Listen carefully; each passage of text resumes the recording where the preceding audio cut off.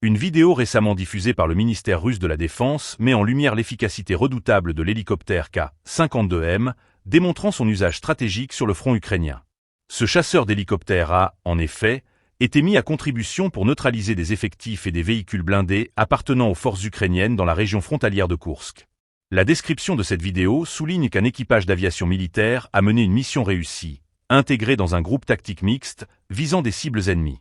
Les pilotes, en plein milieu de leur opération, ont effectué des lancements de missiles avec une précision remarquable, ciblant notamment un mitrailleur ukrainien, entraînant ainsi la destruction de divers matériels militaires et d'effectifs ennemis.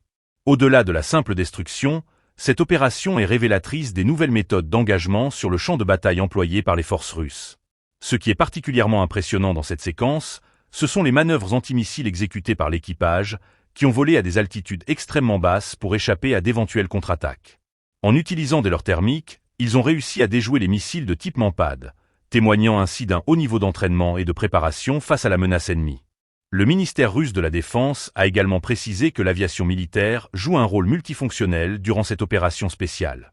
En effet, au-delà de la destruction d'équipements ennemis, les hélicoptères K-52M sont impliqués dans des missions variées, incluant l'escorte de convois, la livraison de troupes et de matériel militaire, ainsi que le soutien aérien essentiel aux unités au sol.